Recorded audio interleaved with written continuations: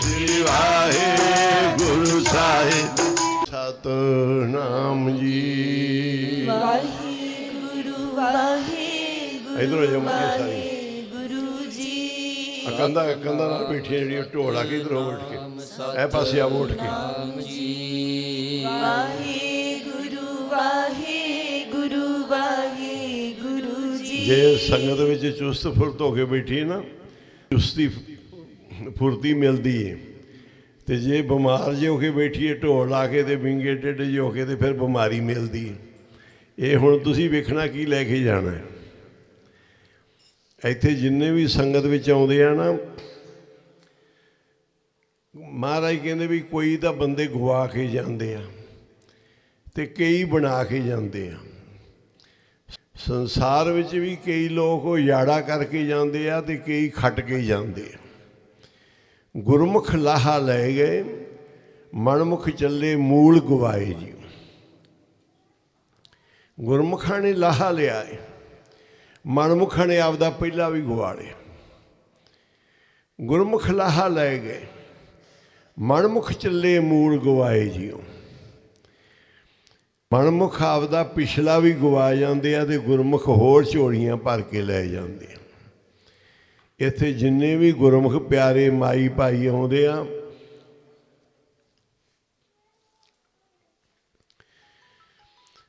सारे लाहा खट के नहीं जाते। कहते जिन्ने लोग तीर्थां ते जाते हैं इन्हूं बंद रखिया नावण चले तीर्थी। कहते पहलों तो मन नूं खरा कर। मन तेरा खोटा है तन तेरा चोर है। तन चोर उन्हां दा जिहड़े सेवा तो डरदे आ। ये शरीर तन चोर उन्हां दा जिहड़ा कीर्तन च बहन तो डरदे आ।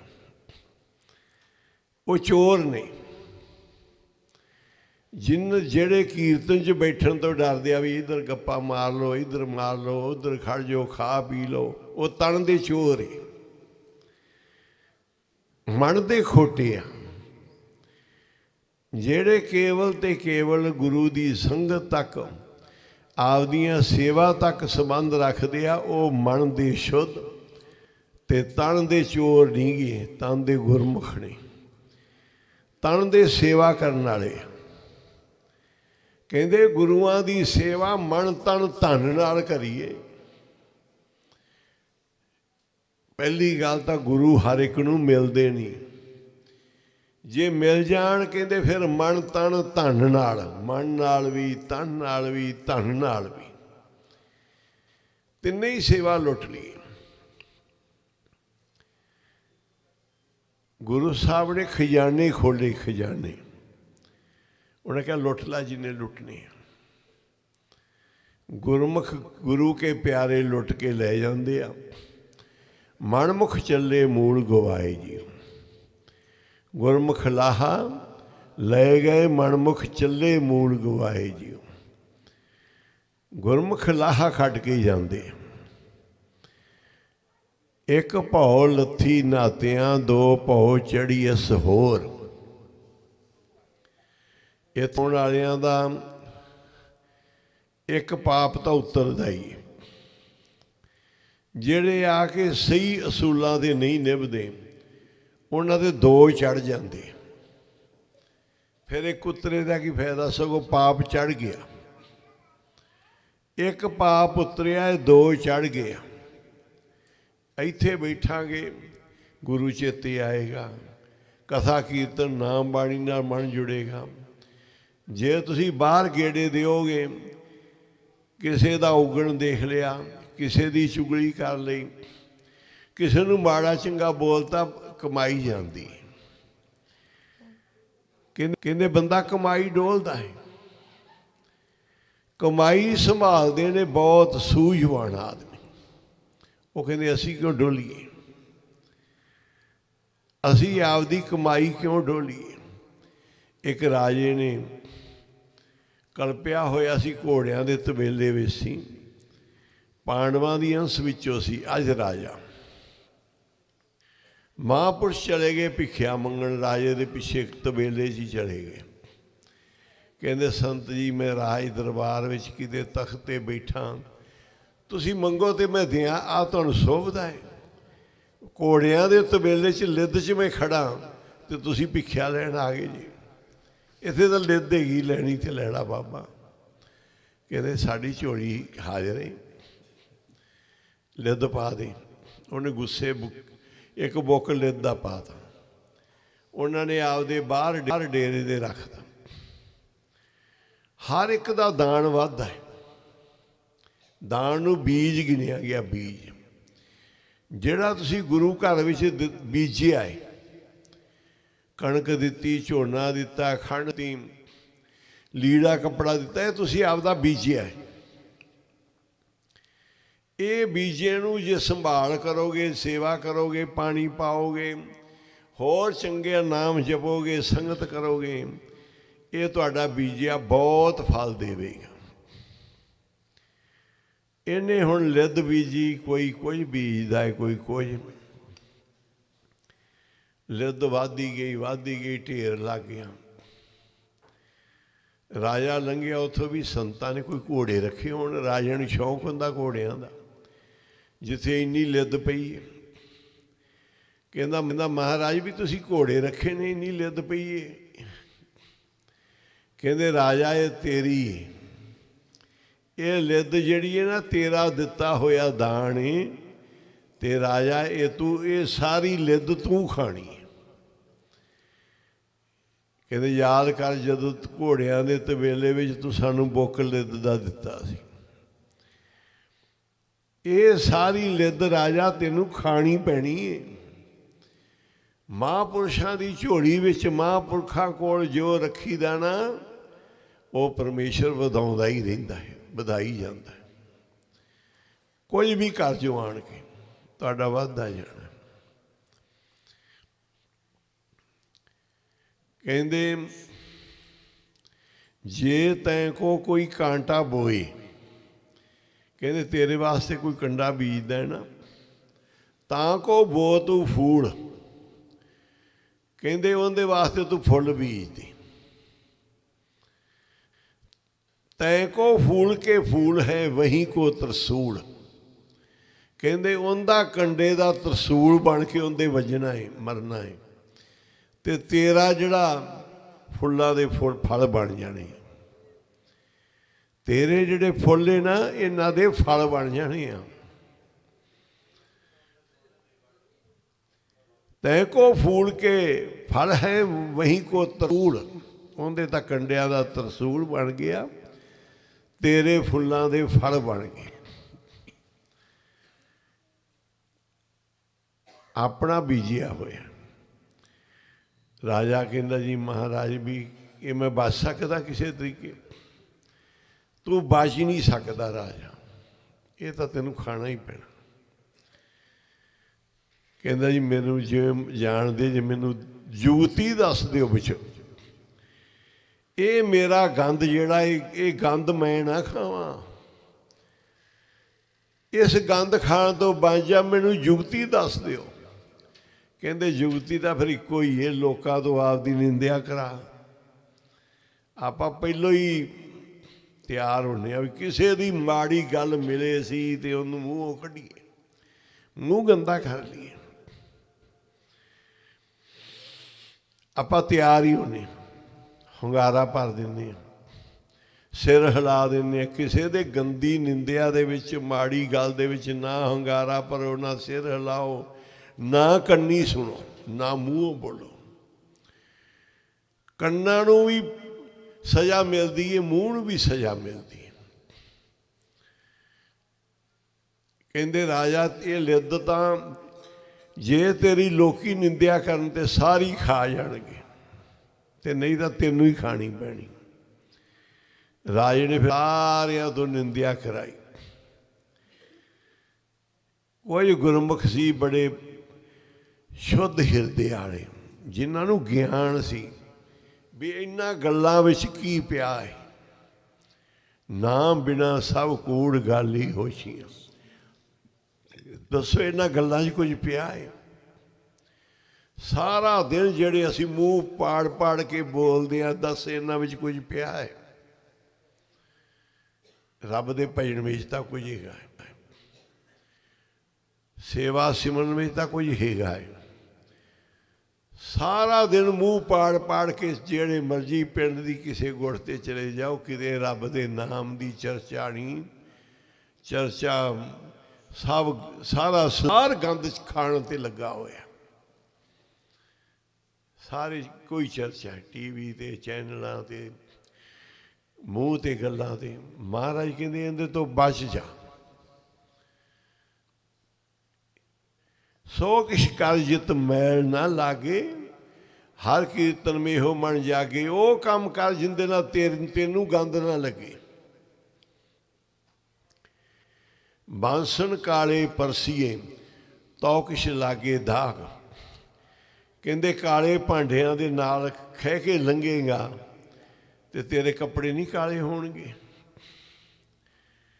ਤੇਰੇ ਕੱਪੜੇ ਕਾਲੇ ਹੋ ਜਾਣਗੇ ਕਾਲੇ ਭਾਂਡਿਆਂ ਦੇ ਖਹਿਣ ਨਾਲ।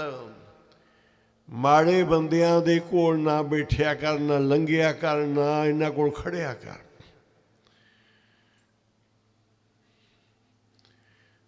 ਸਾਡੇ ਬਾਪੂ ਜੀ ਵੀ ਇੱਕ ਮਹਾਂਪੁਰਸ਼ਾਂ ਕੋਲ ਜਾਂਦੇ ਸੀ, ਨੇੜੇ 2 ਮੀਲ 'ਤੇ ਸੀ ਸਾਡੇ ਤੋਂ। ਸੰਤ ਤੁਲਸੀਦਾਸ ਜੀ ਚੁੱਕੀ ਵਾਲੇ। ਅੱਜ ਕੱਲ੍ਹ ਸੰਤ ਕੋਈ ਵਿਰਲਾ ਸਾਧੂ ਰਹਿ ਗਿਆ ਜਿਹੜਾ ਨਾਮ ਜਪੇ ਤੇ ਜਪਾਵੇ। ਕਿਸੇ ਬਾਬੇ ਕੋਲ ਵੀ ਬਹਿ ਜਾਓ, ਉੱਥੇ ਵੀ ਸਿਆਸਤਾਂ ਚੱਲੀ ਜਾਂਦੀਆਂ ਨੇ, ਉੱਥੇ ਵੀ ਦੁਨੀਆ ਦਾ ਗੰਦ ਚੱਲੀ ਜਾਂਦਾ। ਕਿ ਕਲਯੁਗ ਨੇ ਕਿਹਾ ਸੀ ਮੈਂ ਥਾਂ ਛੱਡਣਾ ਨਹੀਂ ਕੋਈ। ਮੈਂ ਜਿੱਥੇ ਪਾਠ ਹੁੰਦੇ ਉੱਥੇ ਵੀ ਪਹੁੰਚ ਜਾਣਾ, ਜਿੱਥੇ ਇਸ਼ਨਾਨ ਹੁੰਦੇ ਤੀਰਥਾਂ ਦੇ ਉੱਥੇ ਵੀ। ਮਹਾਂਪੁਰਸ਼ ਕਹਿੰਦੇ ਕੰਮ ਨਾ ਕਰ ਐਸਾ ਮਹਿਰ ਵਾਲਾ। ਉਹਨਾਂ ਨੇ ਸਾਡੇ ਬਾਪੂ ਜੀ ਨੇ ਜਾਣਾ। ਇੱਕ ਬੰਦਾ ਸੀ ਪਿੰਡ ਦਾ, ਮੂੰਹ ਦਾ ਗੰਦਾ,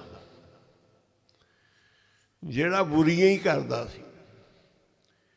ਉਹਨੇ ਵੀ ਆ ਜਾਣਾ, ਬੜੀਆਂ ਬੁਰੀਆਂ ਕਰਨੀਆਂ। ਸੰਤਾਂ ਨੇ ਗੱਲ ਗੱਲ ਵਿੱਚ ਕਹਿਣਾ ਭਾਈ ਆਪਾਂ ਕੀ ਲੈਣਾ, ਛੱਡ। ਉਹਨੇ ਨਾ ਹਟਣਾ। ਫਿਰ ਸੰਤਾਂ ਨੇ ਕਿਹਾ ਵੀ ਹੁਣ ਕਿਵੇਂ ਕਰੀਏ? ਇਹ ਬੰਦਾ ਆ ਕੇ ਸਾਡਾ ਟਾਈਮ ਖਰਾਬ ਕਰਦਾ। ਕੋਈ ਸਾਡੇ ਤੋਂ ਰੱਬ ਦੇ ਨਾਂ ਦੀ ਗੱਲ ਨਹੀਂ ਸੁਣਦਾ ਤੇ ਨਾ ਹੀ ਆਪ ਸੁਣਾਉਂਦਾ। ਕਿਵੇਂ ਕਰੀਏ? ਕਹਿੰਦੇ ਕਬੀਰ ਸਾਹਿਬ ਨੇ ਕਿਹਾ ਹੈ ਇਹੋ ਜਿਹੇ ਬੰਦਿਆਂ ਦਾ ਸੰਗ ਨਾ ਕਰੋ। ਕਹਿੰਦੇ ਜਦੋਂ ਦੂਰੋਂ ਹੀ ਆਉਂਦਾ ਵੇਖ ਲਓ ਨਾ ਤੇ ਭੱਜ ਲਵੋ ਫਿਰ ਉੱਥੇ। ਕਹਿੰਦੇ ਕਬੀਰ ਸਾਕਤ ਸੰਗ ਨਾ ਕੀਜੀਏ, ਦੂਰੋਂ ਜਾਈਏ ਭਾਗ। ਬਾਂਸਨ ਕਾਲੇ ਪਰਸੀਏ ਤੋ ਕਿਛ ਲਾਗੇ ਦਾਗ। ਕਹਿੰਦੇ ਕਾਲੇ ਭਾਂਡੇ ਤੈਨੂੰ ਲਵੇੜ ਕੇ ਜਾਣਗੇ। ਕਾਲਾ ਬੰਦਾ ਜਿਹੜਾ ਹੈ ਨਾ ਤੇਰੇ ਕੋਲ ਆ ਰਿਹਾ ਏ, ਇਹ ਤੈਨੂੰ ਲਵੇੜ ਕੇ ਜਾਏਗਾ, ਇਹ ਗੰਦਿਆ ਕਰਕੇ ਜਾਏਗਾ ਤੈਨੂੰ। ਤੂੰ ਬਚ ਨਹੀਂ ਸਕਦਾ ਇਹਦੇ ਤੋਂ। ਉਹ ਫਿਰ ਕਹਿੰਦੇ ਮਹਾਂਪੁਰਖ ਫਿਰ ਉਹਨੇ ਆਉਣਾ, ਉਹਨਾਂ ਡੱਬਾ ਫੜਨਾ ਆਪਦਾ, ਲੋਟਾ ਦੇ ਪਾਣੀ ਪਾਉਣਾ, ਸਰੀਰ ਦੀ ਕਿਰਿਆ ਸੋਧਣ ਵਾਸਤੇ 2-3 ਮੀਲ 4 ਨਾਲੇ ਸੰਤ ਮਹਾਂਪੁਰਸ਼ ਸਰੀਰ ਦਾ ਪੇਟ ਦੀ ਸਫਾਈ ਕਰ ਲੈਂਦੇ ਸੀ ਸ਼ੁੱਧ। ਨਾਲੇ 4 ਮੀਲ ਤੁਰ ਕੇ ਸਰੀਰ ਦੀ ਵਰਜਿਸ਼ ਹੋ ਜਾਂਦੀ ਸੀ ਤੇ 4 ਮੀਲ ਜਿਹੜਾ ਤੁਰ ਕੇ ਜਾਂਦੇ ਸੀ ਤੇ ਨਾਲੇ ਭਜਨ ਕਰ ਲੈਂਦੇ ਸੀ। ਇਹ ਮਹਾਂਪੁਰਸ਼ ਲਾਭ ਉਠਾਉਂਦੇ ਆ ਕਿ ਅਸੀਂ ਰੱਬ ਦਾ ਭਜਨ ਵੀ ਕਰ ਲਈਏ, ਸਰੀਰ ਨੂੰ ਵੀ ਤਗੜਿਆਂ ਕਰ ਲਈਏ। ਇਹ ਮਾੜਾ ਨਹੀਂ ਹੋਣਾ ਚਾਹੀਦਾ। ਸਰੀਰ ਤਾਂ ਭਜਣਾ ਚਾਹੀਦਾ ਗੁਰੂ ਦੀ ਸੇਵਾ 'ਚ। ਇਹ ਕਮਜ਼ੋਰ ਨਹੀਂ ਹੋਣਾ ਚਾਹੀਦਾ। ਇਹਦੇ ਤੋਂ ਵਰ ਮਿਲਦੇ। 5-7 ਸਾਲ ਦੀ ਉਮਰ ਮੈਂ ਸੰਤ ਸੀ ਨੇੜੇ, ਉਹਨਾਂ ਕੋਲ ਸੇਵਾ 'ਤੇ ਚਲਾ ਗਿਆ। ਛੁੱਟੀਆਂ ਸੀ ਸਿਆਲਾਂ ਦੀਆਂ, 9 ਛੁੱਟੀਆਂ, 8-9 ਦਿਨ ਦੀਆਂ। 4-5ਵੀਂ 'ਚ ਪੜ੍ਹਦਾ ਸੀ, 3-4 'ਚ। ਤੇ ਸੰਤਾਂ ਕੋਲ ਚਲਾ ਗਿਆ ਉੱਥੇ। ਜਿਹੜੀ ਵੀ ਸੰਤ ਸੇਵਾ ਕਹਿੰਦੇ ਸੀ ਮੈਂ ਭੱਜ ਕੇ ਕਰਦਾ ਸੀ ਜਾ ਕੇ। ਸੁਭਾਅ ਸੀ, ਚਾਹ ਚੜ੍ਹਿਆ ਸੀ ਕਿ ਮਹਾਂਪੁਰਸ਼ਾਂ ਕੋਲ ਸੇਵਾ 'ਤੇ ਆਏ ਹਾਂ। ਚਾਹ ਨਾ ਚੜ੍ਹੇ ਸੇਵਾ ਦਾ ਸਵਾਦ ਵੀ ਨਹੀਂ ਹੁੰਦਾ। ਬੰਦੇ ਨੂੰ ਚਾਹ ਚੜ੍ਹ ਜੇ, ਖਿੜ ਜਾਵੇ। ਕਹਿੰਦੇ ਖਿੜ ਕੇ ਫੁੱਲ ਹੀ ਫਲ ਬਣਦੇ ਆ, ਜਿਹੜੇ ਫੁੱਲ ਖਿੜਦੇ ਨਹੀਂ ਨਾ ਮੁਰਝਾ ਜਾਂਦੇ ਆ, ਉਹ ਤਾਂ ਸੜ ਜਾਂਦੇ, ਉਹਨਾਂ ਨੂੰ ਕਿਤੇ ਕੇਲੇ ਸੇਬ ਲੱਗਣਗੇ। ਜਿਹੜੇ ਫੁੱਲ ਖਿੜੇ, ਖਿੜ ਕੇ ਕੁਰਬਾਨ ਹੋ ਗਏ, ਉਹ ਬਣ ਗਏ ਫਲ। ਜਿਹੜੇ ਖਿੜ ਖਿੜ ਕੇ ਕੰਮ ਕਰਦੇ ਆ ਨਾ, ਉਹਨਾਂ ਨੂੰ ਫਲ ਲੱਗਦੇ ਆ। ਜਿਹੜੇ ਖਿੜਦੇ ਨਹੀਂ, ਮੁਰਝਾਏ ਹੁੰਦੇ ਨੇ, ਬੋਝ ਪਾ ਲੈਂਦੇ ਆ, ਸਮਝੋ ਉਹ ਫੁੱਲ ਸੜ ਗਏ, ਉਹਦਾ ਫਲ ਕਿੱਥੇ ਬਣਨਾ ਹੈ। ਮਹਾਰਾਜ ਦੀ ਸੇਵਾ 'ਚ ਚਾਅ ਚੜ੍ਹੇ ਹੋਣ। ਇੱਕ ਥਾਂ 'ਤੇ ਅਸੀਂ ਗਏ, ਤੇ ਮਾਈਆਂ ਬੀਬੀਆਂ ਬੈਠੀਆਂ ਸੀ ਸਾਰੀਆਂ। ਮੈਂ ਕਿਹਾ ਤਾਂ ਅਫਸੋਸ ਵਾਲਾ ਜਥਾ ਲੱਗਦਾ, ਜਿਹੜੀਆਂ ਘਰਾਂ 'ਚ ਜਾ ਜਾ ਕੇ ਅਫਸੋਸ ਕਰਦੀਆਂ ਨੇ ਮੋਇਆਂ ਦੇ। ਇਹ ਮਾਈਆਂ ਸਾਰੀਆਂ ਉਹੋ ਜਿਹਾ ਸਿਆਪਾ ਬੜਾ ਸੋਹਣਾ ਕਰਨਾ ਆਉਂਦਾ ਇਹਨਾਂ ਨੂੰ। ਭਜਨ ਪਾਠ ਕਰਨਾ ਆਉਂਦਾ ਨਾ ਹੋਵੇ, ਹੁਣ ਤਾਂ ਘਟ ਗਿਆ ਕੰਮ, ਪਹਿਲੋਂ ਬੜਾ ਚੱਲਦਾ ਸੀ। ਕਿਵੇਂ ਪਿੱਟਦੀਆਂ ਸੀ ਅਤੇ ਕਿਵੇਂ ਕੀ ਬੋਲਦੀਆਂ ਸੀ, ਇਹ ਸਿੱਖਣੀਆਂ ਹੀ ਪੈਂਦੀਆਂ। ਵੈਣ ਮੂਣ ਜੇ ਮਾਈਆਂ ਨੂੰ ਇੱਕ ਦੂਜੀ ਵੱਲ ਵੇਖ ਕੇ ਬੜੀ ਛੇਤੀ ਸਿੱਖ ਲੈਂਦੀਆਂ, ਸ਼ਬਦ ਸਿੱਖਣ ਨਾ ਸਿੱਖਣ, ਅਤੇ ਉਹ ਵੈਣ ਪਾਉਣੇ ਸਿੱਖ ਲੈਂਦੀਆਂ। ਮੈਂ ਕਿਹਾ ਮੈਨੂੰ ਜਥਾ ਤਾਂ ਵੈਣ ਪਾਉਣ ਵਾਲਾ ਲੱਗਦਾ, ਇਹ ਪਾਠ ਭਜਨ ਵਾਲਾ ਤਾਂ ਹੈ ਨਹੀਂ। ਸਾਰੀਆਂ ਮੂੰਹ ਸਿੱਟ ਕੇ ਸਿਰ ਜੇ ਬੈਠੀਆਂ ਜਿਵੇਂ ਅਫਸੋਸ 'ਤੇ ਆਈਆਂ ਹੋਣ। ਬਾਬੇ ਮਾਨ ਨਾਮ ਸਿੰਘ ਦਾ ਜਨਮ ਦਿਹਾੜਾ ਸੀ, ਅਫਸੋਸ 'ਤੇ ਥੋੜ੍ਹਾ ਆਏ। ਅਸੀਂ ਬਾਬੇ ਦੇ ਜਨਮ ਦਿਹਾੜੇ ਖੁਸ਼ੀਆਂ ਮਨਾਉਣ ਆਏ। ਐਵੇਂ ਮੂੰਹ ਲਿੱਸਾ ਜਿਹਾ ਬਣਾ ਕੇ ਬਹਿ ਜੀ ਅਸੀਂ ਇੱਥੇ ਅਫਸੋਸ ਕਰਨਾ ਹੈ ਕਿਤੇ। ਇੱਥੇ ਤਾਂ ਖੁਸ਼ੀਆਂ ਦੇ ਖੇੜੇ ਦੇ ਨਾਲ ਨਾਮ ਜਪਣਾ, ਬਾਣੀ ਪੜ੍ਹਨੀ, ਸੇਵਾ ਕਰਨੀ, ਇੱਕ ਦੂਜੇ ਤੋਂ ਅੱਗੇ ਹੋ ਕੇ। ਮਹਾਂਪੁਰਖਾਂ ਨੇ ਮੈਨੂੰ ਵੇਖ ਲਿਆ ਸੇਵਾ ਹਰ ਕੰਮ 'ਚ ਭੱਜ ਕੇ, ਉਹਨਾਂ ਨੇ ਵਰ ਦੇ ਦਿੱਤੇ, ਮੂੰਹੋਂ ਬਾਹਰ ਨਿਕਲ ਕੇ। ਕਹਿੰਦੇ ਇੰਨੀ ਸੇਵਾ ਤਾਂ ਕੋਈ ਬੰਦਾ ਨਹੀਂ ਕਰ ਸਕਦਾ ਜਿੰਨੀ ਕਹਿੰਦੇ ਆ ਬੱਚਾ ਕਰਦਾ ਨਾ, ਇਹਦੇ ਵਰਗੀ ਸੇਵਾ ਕੋਈ ਬੰਦਾ ਨਹੀਂ ਕਰ ਸਕਦਾ। ਅਤੇ ਉਹਨਾਂ ਦੇ ਇੱਕ ਬਾਹਰ ਕੰਮ ਦਿੰਦੇ ਆ ਨਾ। ਇੱਕ ਵਾਰੀ ਬਾਬਾ ਕੁੰਦਨ ਸਿੰਘ ਜੀ ਮਹਾਰਾਜ ਆਏ ਅਤੇ ਮੈਂ ਪ੍ਰਸ਼ਾਦਾ ਛਕਾ ਰਿਹਾ ਸੀ। ਉਦੋਂ ਮੇਰੀ ਕਥਾ ਦੀ ਕੈਸਟ ਚੱਲਦੀ ਪਈ ਸੀ ਸਪੀਕਰ 'ਚ, ਉਹ ਤਾਂ ਉੱਧਰ ਕਥਾ ਦੀ ਕੈਸਟ ਚੱਲਦੀ ਸੀ, ਇੱਧਰ ਮੈਂ ਲੰਗਰ ਛਕਾ ਰਿਹਾ ਸੀ। ਪੁਰਸ਼ਾਂ ਨੇ ਵਰ ਦੇ ਦਿੱਤਾ, ਕਹਿੰਦੇ ਕਈ ਰੂਪ ਨੇ, ਕਈ ਥਾਵਾਂ 'ਤੇ ਪਹੁੰਚ ਜਾਂਦਾ ਹੈ। ਕਹਿੰਦੇ ਉੱਧਰ ਕਥਾ ਵੀ ਕਰੀ ਜਾਂਦਾ ਹੈ, ਇੱਧਰ ਲੰਗਰ ਵੀ ਬਣਾਈ ਜਾਂਦਾ, ਛਕਾਈ ਜਾਂਦਾ। ਵਰ ਲੈਣੇ ਆ ਇਸ ਘਰ ਜਾਣ ਕੇ। ਇਹ ਘਰ ਵਰਦਾਤਾ ਹੈ। ਸੰਤ ਸਹਾਰ ਸਦਾ ਬਿਖਾਤਾ, ਇੱਕ ਮਨ ਧਿਆਏ, ਇੱਕ ਮਨ ਪੁਰਖ ਧਿਆਏ ਵਰਦਾਤਾ। ਇਹ ਵਰਾਂ ਦਾ ਦਾਤਾ ਹੈ। ਇੱਥੋਂ ਵਰ ਲੈ ਲੈ ਕੇ ਜਾਓ, ਧੀਆਂ ਦੇ, ਪੁੱਤਰਾਂ ਦੇ, ਮਾਇਆ ਦੇ, ਖੁਸ਼ੀਆਂ ਦੇ, ਖਜ਼ਾਨਿਆਂ ਦੇ। ਇਹ ਕਿਤੇ ਵਰ ਤੁਹਾਡੇ ਕਿਤੇ ਖਤਮ। ਇੱਕ ਮਨ ਪੁਰਖ ਧਿਆਏ ਵਰਦਾਤਾ, ਸੰਤ ਸਹਾਰ ਸਦਾ ਵਿਖਿਆਤਾ, ਤਾਸ਼ ਚਰਨ ਲੈ ਹਿਰਦੇ ਵਸਾਵੋ, ਤੋਂ ਪਰਮ ਗੁਰੂ ਨਾਨਕ ਗੁਣ ਗਾਵੋ। ਉਹਨਾਂ ਦੇ ਚਰਨ ਹਿਰਦੇ 'ਚ ਵਸਾ ਲਓ, ਉਹਨਾਂ ਦੇ ਫਿਰ ਗੁਣ ਗਾਓ। ਗਾਵੋ ਗੁਣ ਪਰਮ ਗੁਰੂ ਸੁਖ ਸਾਗਰ, ਦੁਰਤ ਨਿਵਾਰਨ ਸ਼ਬਦ ਸਰੀ। ਇਹ ਸੰਤ ਸਹਾਰ, ਸੰਤ ਸਹਾਏ ਸਦਾ ਬਿਖਤ। ਪੜ੍ਹਿਓ, ਕੱਢਿਓ ਪੰਕਤੀ। ਇੱਕ ਮਨ ਪੁਰਖ ਧਿਆਏ ਵਰਦਾਤਾ। ਗੁਰੂ ਨਾਨਕ ਦੇ ਘਰ ਵਿੱਚੋਂ ਬਖਸ਼ਿਸ਼ਾਂ ਲੈ ਲੈ ਕੇ ਜਾਓ।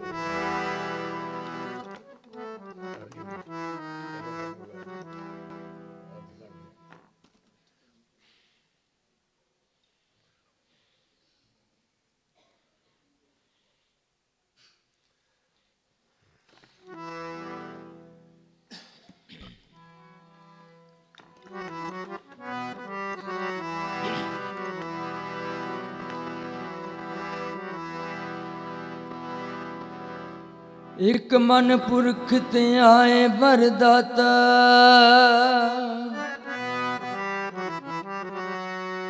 ਸੰਤ ਸਹਾਰ ਸਦਾ ਬਿਖਿਆਤਾ ਸੰਤਾਂ ਦਾ ਸਹਾਈ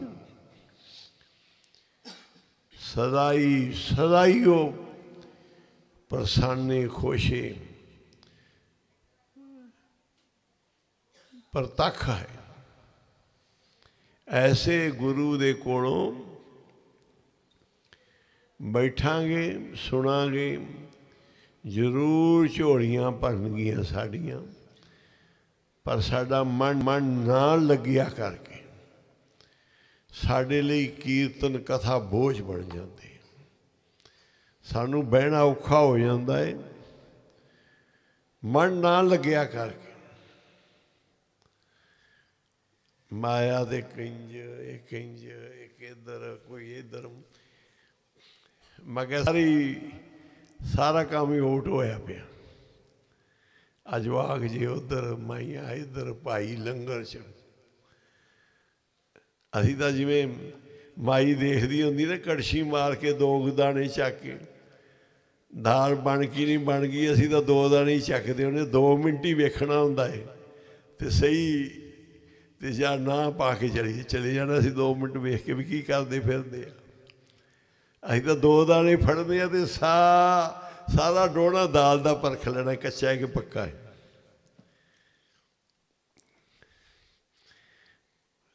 ਇੱਥੇ ਕਥਾ ਕੀਰਤਨ ਕਰੋ, ਨਾਮ ਜਪੋ, ਮਹਾਸੰਪੜ ਪਾਠ ਦੁਬਾਰਾ ਡਬਲ ਰੱਖਦੇ ਕਿ ਬਾਬਾ ਜੀ ਦੋਨਾਂ ਮਹਾਂਪੁਰਖਾਂ ਦੇ ਜਨਮ ਦਿਹਾੜੇ ਆ, ਡਬਲ ਖੁਸ਼ੀਆਂ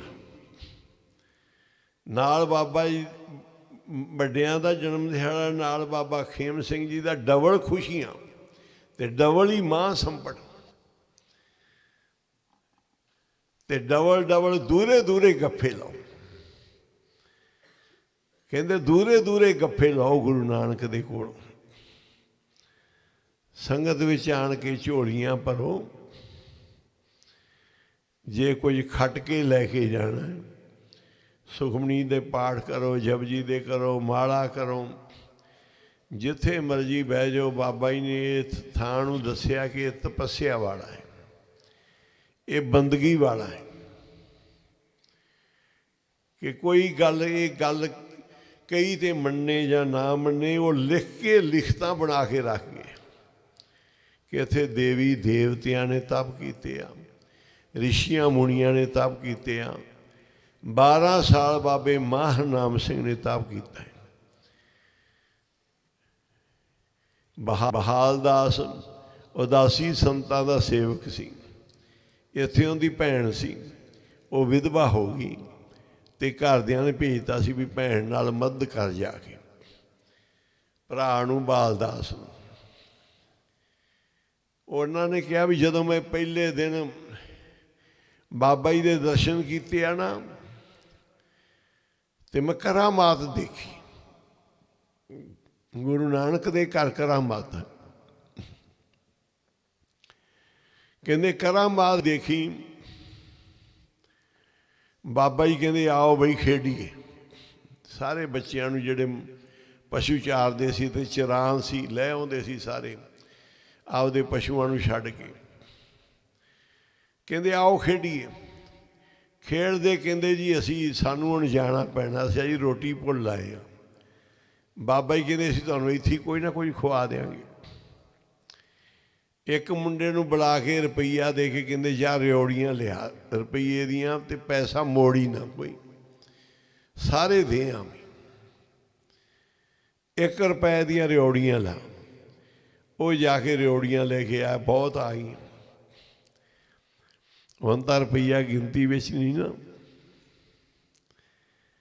ਪਹਿਲੋਂ ਪੈਸਾ ਵੀ ਗਿਣਤੀ ਵਿੱਚ ਸੀ, ਅੱਧਾ ਪੈਸਾ ਵੀ ਗਿਣਤੀ ਵਿੱਚ ਸੀ, ਪੈਸੇ ਦੀਆਂ 100 ਕੌਡੀਆਂ ਸੀ, ਉਹ ਵੀ ਗਿਣਤੀ 'ਚ ਸੀ। ਪੈਸੇ ਤੋਂ ਵੀ ਛੋਟੀਆਂ ਚੀਜ਼ਾਂ ਹੈਗੀਆਂ ਸੀ। ਅਤੇ ਹੁਣ ਤਾਂ ਇਹ ਰੁਪਈਆ ਨਹੀਂ ਗਿਣਤੀ 'ਚ, 1 ਰੁਪਈਏ ਦੀਆਂ ਰਿਓੜੀਆਂ ਬਹੁਤ ਆ ਗਈਆਂ। ਸਾਰਿਆਂ ਨੂੰ ਬਾਬਾ ਜੀ ਨੇ ਵੰਡੀਆਂ। ਕਹਿੰਦੇ ਕਮਾਲ ਇਹ ਸੀ, ਜਦੋਂ ਬਾਬਾ ਜੀ ਵੰਡ ਰਹੇ ਸੀ ਨਾ ਤੇ ਰਿਓੜੀਆਂ ਓਨੀਆਂ ਦੇ ਓਨੀਆਂ ਹੀ ਪਈਆਂ ਸੀ, ਘਟਦੀਆਂ ਨਹੀਂ ਸੀ। ਕਹਿੰਦੇ ਇੱਕ ਆਮ ਫਲ ਹੋਣ, ਕੋਈ ਵੀ ਚੀਜ਼ ਹੋਵੇ, ਕਹਿੰਦੇ ਮਹਾਂਪੁਰਖਾਂ ਦੇ ਹੱਥ ਤੇ ਇੰਨੀ ਪ੍ਰਸੰਨ ਹੋ ਜਾਂਦੀ ਕਿ ਦੂਣੀ ਫੁੱਲ ਜਾਂਦੀ, ਉਹਨੂੰ ਚਾਅ ਚੜ੍ਹ ਜਾਂਦਾ ਹੈ।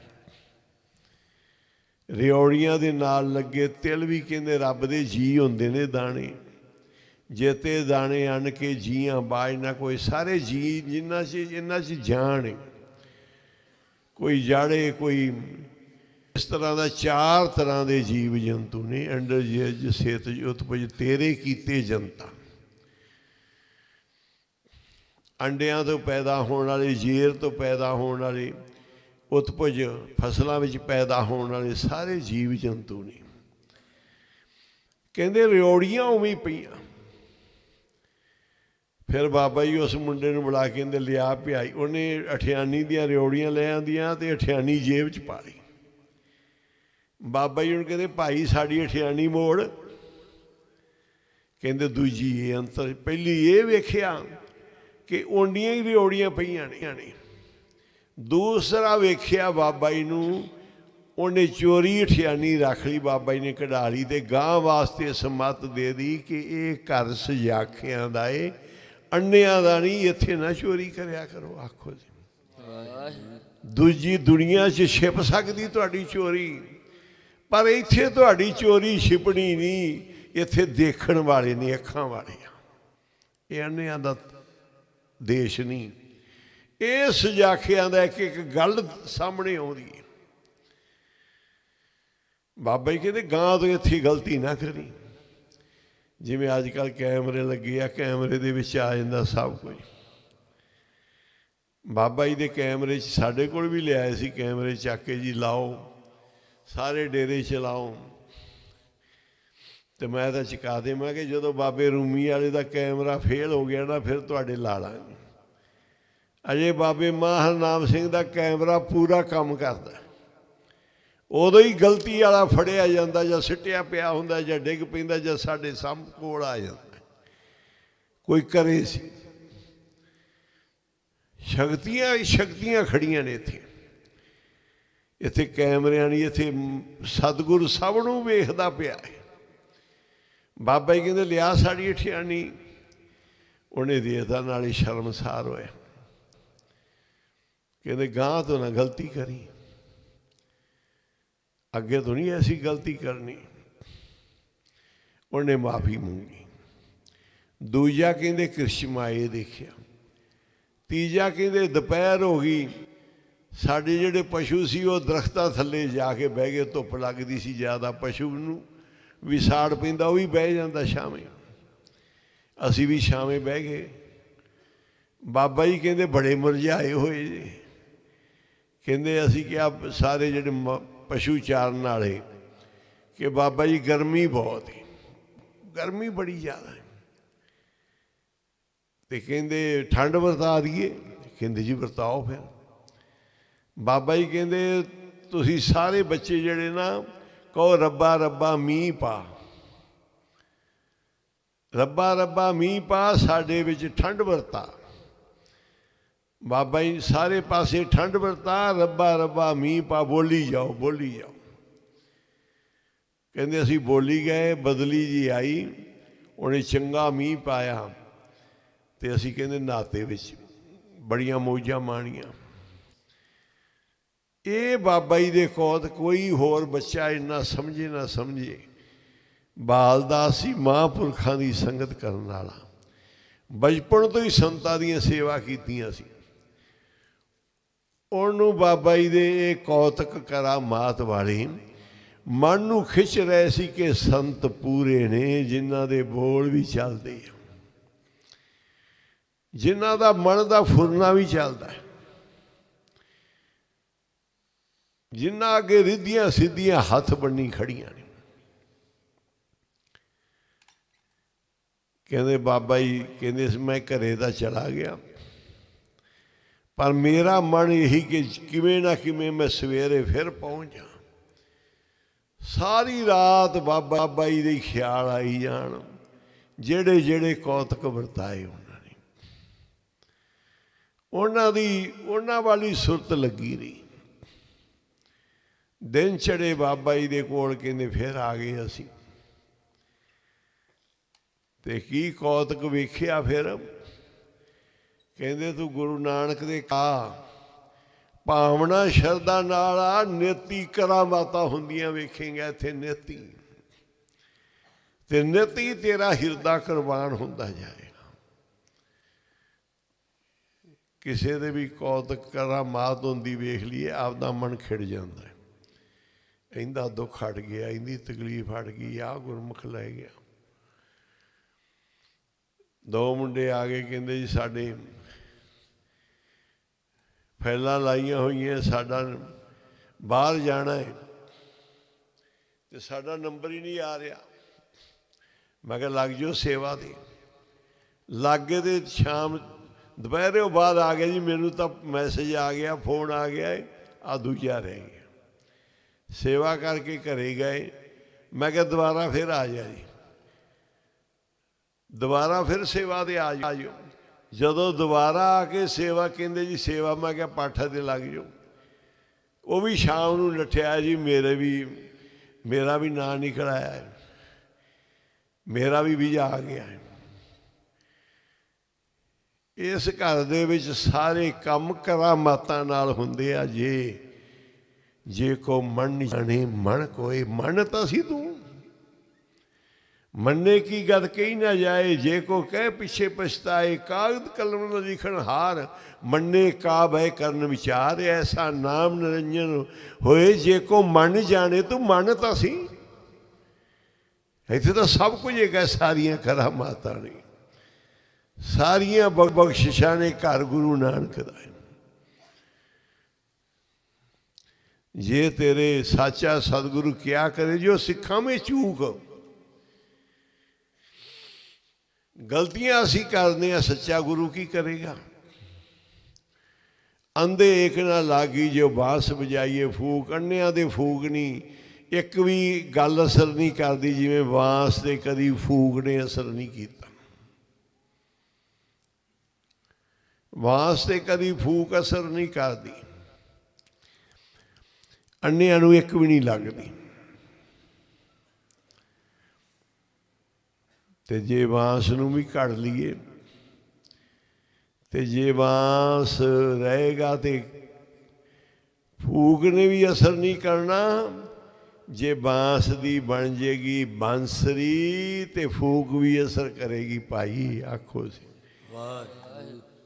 फिर फूक भी सुरा कढ़नियां शुरू कर देगी, बन जा भावें बांस ही है तू। अंदर दा खाली पोले तेरे ते कोई असर नहीं।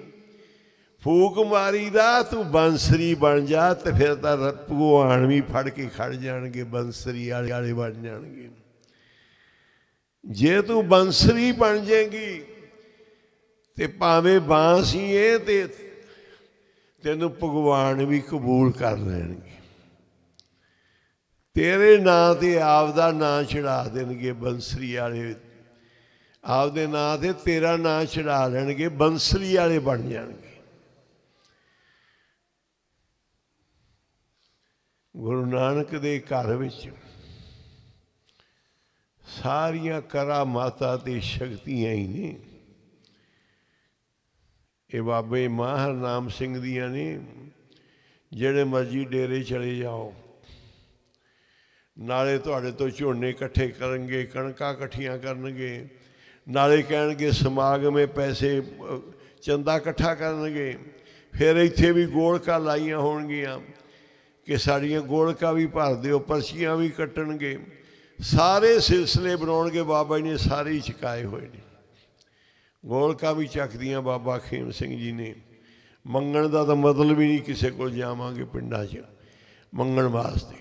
संगत आप उपराला कर लैंदी रल मिल के, गुरमुख जेड़े कि असी लंगर की सेवा करनी, आ सेवा करनी, पाठ करनी। ये गुरमुखां दे अपने उपराले, महापुरुष किसी नूं मंगण नहीं भेजदे।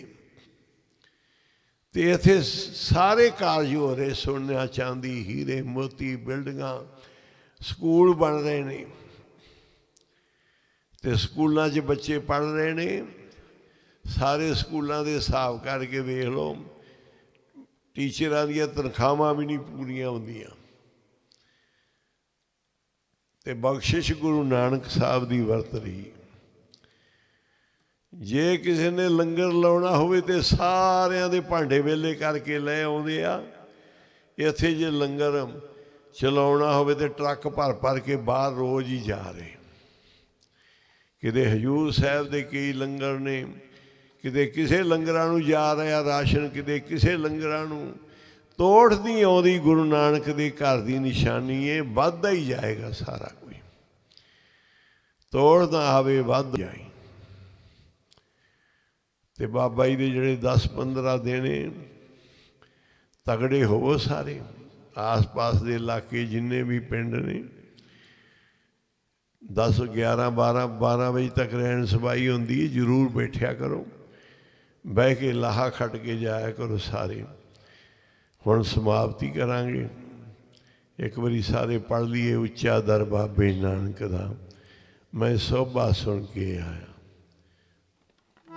ਉੱਚਾ ਦਰ ਬਾਬੇ ਨਾਨਕ ਦਾ, ਉੱਚਾ ਦਰ ਬਾਬੇ ਨਾਨਕ ਦਾ, ਉੱਚਾ ਦਰ ਬਾਬੇ ਨਾਨਕ ਦਾ, ਉੱਚਾ ਦਰ ਬਾਬੇ ਨਾਨਕ ਦਾ, ਉੱਚਾ ਦਰ ਬਾਬੇ ਨਾਨਕ ਦਾ, ਉੱਚਾ ਦਰ ਬਾਬੇ ਨਾਨਕ ਦਾ, ਉੱਚਾ ਗੁਰੂ ਬਾਬੇ ਨਾਨਕ ਦਾ, ਉੱਚਾ ਦਰ ਬਾਬੇ ਨਾਨਕ ਦਾ।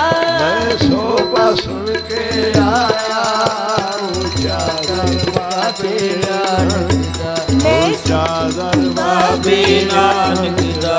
ਮੈਂ ਸੋਭਾ ਸੁਣ ਕੇ ਆਇਆ, ਸੋਭਾ ਸੁਣ ਕੇ ਆਇਆ।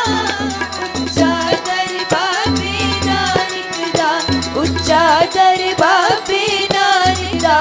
ਮੈਂ ਸੋਭਾ ਸੁਣ ਕੇ ਆਇਆ ਉੱਚਾ ਦਰ ਬਾਬੇ ਨਾਨਕ ਦਾ, ਉੱਚਾ ਦਰ ਬਾਬੇ ਨਾਨਕ ਦਾ। ਮੈਂ ਸੋਭਾ ਸੁਣ ਕੇ ਆਇਆ, ਮੈਂ ਸੋਭਾ ਸੁਣ ਕੇ ਆਇਆ। ਉੱਚਾ ਦਰ ਬਾਬੇ ਨਾਨਕ ਦਾ, ਉੱਚਾ ਦਰ ਬਾਬੇ ਨਾਨਕ ਦਾ।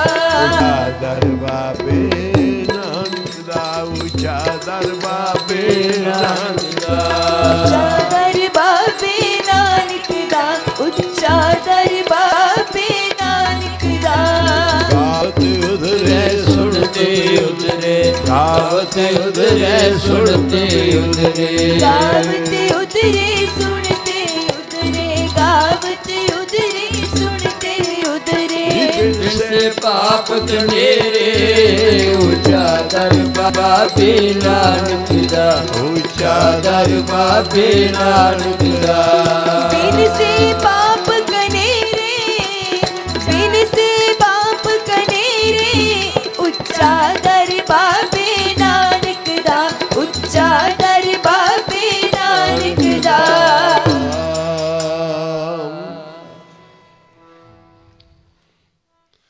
ਬੜੇ ਲੋਕਾਂ ਦੇ ਖਿਆਲ ਹੁੰਦੇ ਜੀ ਫਲਾਣਾ ਥਾਂ ਗੁਰਦੁਆਰਾ ਵੱਡਾ ਏ, ਉੱਥੇ ਗੁਰੂ ਸਾਹਿਬ ਦੇ ਚਰਨ ਪਏ ਨੇ, ਫਲਾਣਾ ਇਤਿਹਾਸਕ ਥਾਂ ਏ, ਉਹ ਥਾਂ ਵੱਡਾ ਏ। ਪਰ ਵੱਡਾ ਉਹ ਏ ਜਿੱਥੇ ਨਾਮ ਜਪਿਆ ਜਾਂਦਾ ਹੈ, ਜਿੱਥੇ ਕਥਾ ਕੀਰਤਨ ਹੁੰਦਾ ਹੈ। ਗੁਰੂ ਗ੍ਰੰਥ ਸਾਹਿਬ ਖੁਦ ਗੁਰੂ ਬੈਠੇ ਹੋਏ ਨੇ। ਇਹ ਵੀ ਜੋਤ ਹੈ ਗੁਰੂ ਸਾਹਿਬ ਦੀ। ਅਸੀਂ ਬੜੇ ਬੜੇ ਦਰਜੇ ਦੇ ਦਿੰਦੇ ਹਾਂ। ਤੇ ਮਹਾਂਪੁਰਸ਼ਾਂ ਦੀ ਜਿੱਥੇ ਨਾਮ ਜਪਣ ਵਾਲਾ ਸਥਾਨ ਹੁੰਦਾ ਹੈ, ਜਿੱਥੇ ਸੱਚ ਹੁੰਦਾ ਹੈ, ਜਿੱਥੇ ਉਹਦੀਆਂ ਬਰਕਤਾਂ ਸਮਾਈਆਂ ਹੁੰਦੀਆਂ, ਉਹਨਾਂ ਨੂੰ ਡੇਰੇ ਕਹਿ ਕੇ ਲੰਘਾ ਦਿੰਦੇ ਹਾਂ ਕਿ ਇਹਦਾ ਬਾਬਿਆਂ ਦਾ ਡੇਰਾ ਹੀ।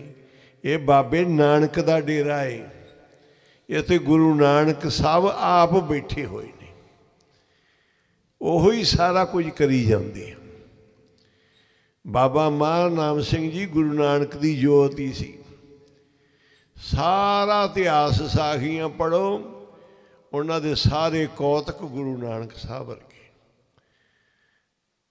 ਪਛਾਣ ਗੁਣਾਂ ਤੋਂ ਹੁੰਦੀ ਏ, ਪਛਾਣ ਕੱਪੜਿਆਂ ਤੋਂ ਨਹੀਂ ਹੁੰਦੀ ਕਿ ਬੰਦਾ ਕਿਹੋ ਜਿਹਾ ਹੈ।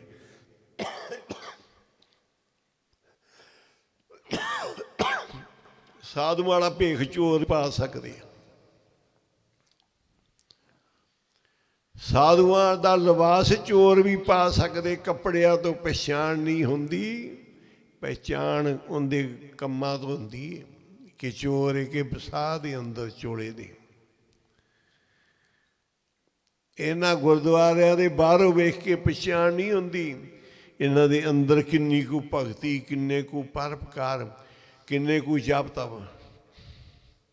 ਕੋਈ ਗੱਲ ਸੀ ਤੇ ਮੈਨੂੰ ਕਹਿੰਦੇ ਬਾਬਾ ਜੀ ਆਪਣੀ ਬਦਨਾਮੀ ਹੋਏਗੀ ਇਹਦੇ 'ਚ, ਇਸ ਗੱਲ 'ਚ ਕਿਸੇ ਕੋਈ ਗੱਲ ਕੀਤੀ, ਕਹਿੰਦੇ ਆਪਣੀ ਬਦਨਾਮੀ।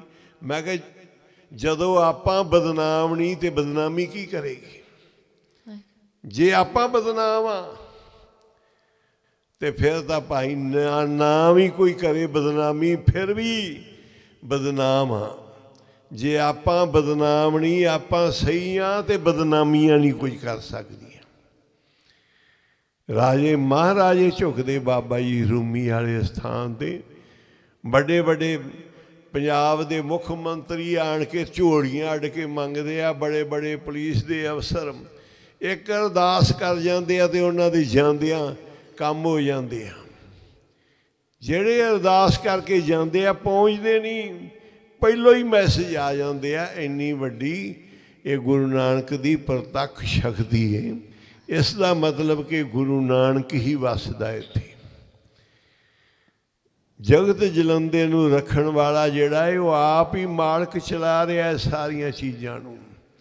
ਤੂੰ ਨਾ ਕਦੀ ਵੀ ਚਿੰਤਾ ਕਰੀ ਮਣਾ, ਇੱਥੇ ਚਲਾਉਣ ਵਾਲਾ ਮਾਲਕ ਆਪੇ, ਤੈਨੂੰ ਚਿੰਤਾ ਦੀ ਲੋੜ ਨਹੀਂ। ਬਾਬਾ ਖੇਮ ਸਿੰਘ ਜੀ ਬੈਠੇ ਸੀ, ਕਹਿੰਦੇ ਬਾਬਾ ਜੀ ਬੜੀ ਥਾਈਂ ਕੰਮ ਚੱਲ ਰਹੇ ਆ। ਬਾਬਾ ਜੀ ਕਹਿੰਦੇ ਸਾਨੂੰ ਕੋਈ ਚਿੰਤਾ ਨਹੀਂ, ਜਿਹੜੇ ਅੰਦਰ ਮਾਲਕ ਬੈਠੇ ਆ ਉਹ ਚਿੰਤਾ ਕਰਨ ਨਾ ਕਰਨ। ਅਸੀਂ ਤਾਂ ਕਹਿੰਦੇ 2 ਕੱਪੜੇ ਲੈ ਕੇ ਆਏ ਸੀ, ਉਹੀ ਲੈ ਕੇ ਚਲੇ ਜਾਵਾਂਗੇ, ਕੰਮ ਫਿਰ ਵੀ ਚੱਲੀ ਜਾਣਗੇ। ਉੱਥੇ ਬੈਠੇ ਕਹਿੰਦੇ ਜਿੰਨੇ ਤੁਸੀਂ ਮੇਰੇ ਨਾਲ ਬੈਠੇ ਹੋਏ ਜੇ ਨਾ, ਆਪਾਂ ਸਾਰੇ ਹੀ ਚਲੇ ਜਾਂਦੇ ਹਾਂ ਤੇ ਇੱਥੋਂ ਦੀ ਰੋਟੀ ਵੀ ਨਹੀਂ ਬੰਦ ਹੋਏਗੀ, ਇੱਥੋਂ ਦੇ ਕੰਮ ਵੀ ਬੰਦ ਨਹੀਂ ਹੋਣਗੇ। ਇਹ ਗੇਟ ਆਪਾਂ ਨਿਕਲਾਂਗੇ, ਇਸ ਗੇਟ ਸਾਰੇ ਹੀ ਆ ਜਾਣਗੇ। ਆਖੋ ਸੀ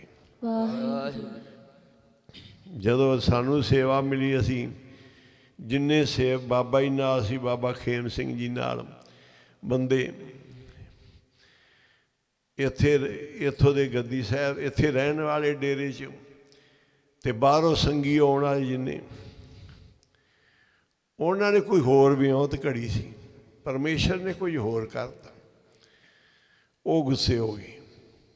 ਅਸੀਂ ਉਹਨਾਂ ਦੇ ਪਿੱਛੇ ਗਏ ਦਿੱਲੀ ਤੇ ਕਹਿੰਦੇ ਦੇਖਾਂਗੇ ਕਿਵੇਂ ਤੁਸੀਂ ਬਿੱਲ ਦਿਓਗੇ, ਕਿਵੇਂ ਲੰਗਰ ਚਲਾਓਗੇ, ਕਿਵੇਂ ਸਾਰੇ ਕੰਮ ਕਰੋਗੇ। ਇਹ ਤਾਂ ਦਿੱਲੀ ਦੀਆਂ ਸੰਗਤਾਂ ਹੀ ਮਾਇਆ ਦੇ ਸਭ ਪ੍ਰਸ਼ਾਦ ਉੱਥੇ ਬਾਬਾ ਜੀ ਕੋਲ ਹਰ ਚੀਜ਼ ਵਾਧੂ ਰੱਖਦੀ ਸੀ। ਕਹਿੰਦੇ ਸਾਰੀ ਸੰਗਤ ਪਿੱਛੇ ਹਟ ਜਾਏਗੀ। ਤੇ ਚਰਨਜੀਤ ਸੀ ਨਾਲ, ਹੋਰ ਵੀ ਗੁਰਮੁਖ ਹੈਗੇ ਸੀ, ਪਤਾ ਨਹੀਂ ਕਿਹੜੇ ਕਿਹੜੇ। ਜਦੋਂ ਬੋਲੇ ਇਹ ਕੁਝ, ਕਹਿੰਦੇ ਤੁਹਾਡੀ ਗਲਤੀ ਏ, ਬਾਬੇ ਮਾਂ ਹਰਨਾਮ ਸਿੰਘ ਦਾ ਸਥਾਨ ਏ, ਬਾਬਾ ਖੇਮ ਸਿੰਘ ਜੀ ਦੇ ਬਚਨ ਏ, ਭਾਵੇਂ ਸਾਰੇ ਚਲੇ ਜਾਓ ਇੱਥੋਂ ਦੇ ਕੰਮ ਨਹੀਂ ਬੰਦ ਹੋਣਗੇ। ਇਹ ਚੱਲਦੇ ਧੰਨ ਭਾਗ ਜੇ ਸਾਨੂੰ ਸੇਵਾ ਮਿਲ ਜੇ, ਪਰ ਇੱਥੋਂ ਦੀ ਕੋਈ ਕਾਰਜ ਨਹੀਂ ਬਾਬਾ ਜੀ ਆਪ ਕਰਵਾ ਰਹੇ ਨੇ ਬੰਦ ਹੋਣ ਵਾਲੇ। ਸਾਰੇ ਕੰਮ ਉਹਨਾਂ ਨੇ ਆਪ ਚਲਾਉਣੇ ਆ। ਧੰਨ ਭਾਗ ਜੇ ਸਾਨੂੰ ਸੇਵਾ ਮਿਲ ਜੇ। ਇੰਨਾ ਖਿਆਲ ਰੱਖਿਓ ਕਿ ਇੱਕ ਸੇਵਾ ਅਸੀਂ ਛੱਡਾਂਗੇ, ਉਹਦੇ ਉਹ ਸੇਵਾ ਕਰਨ ਵਾਲੇ 2 ਉੱਤੇ ਤਿਆਰ ਖੜੇ ਨੇ, 3-4 ਕੇ ਬਸ ਇਹ ਪਿੱਛੇ ਹਟੇ ਤੇ ਮੈਂ ਸੰਭਾਲਾਂਗਾ ਸੇਵਾ ਨੂੰ। ਇਹ ਗੁਰੂ ਨਾਨਕ ਦੇ ਘਰ ਦੀਆਂ ਸੇਵਾ ਡਿਊਟੀਆਂ, ਕਿਸੇ ਦੇ ਨਾਲ ਇਹਨੂੰ ਫਰਕ ਨਹੀਂ ਪੈਂਦਾ। ਉਹਨਾਂ ਨੇ ਆਪ ਕਰਨੇ। ਹੁਕਮਨਾਮਾ ਹੁਣ ਸੁਣੋ ਤੇ ਸਮਾਪਤੀ ਹੈ। ਔਰ ਚੁੱਕ ਦੀ ਖਿਮਾ। ਵਾਹਿਗੁਰੂ ਜੀ ਕਾ ਖਾਲਸਾ, ਵਾਹਿਗੁਰੂ ਜੀ ਕੀ ਫਤਿਹ। ਹਰ ਜਿਸ ਗਾਇਓ ਸੰਤ ਜਿਨ ਮਿਲ, ਹਰ ਜਿਸ ਗਾਇਓ ਸਤਿ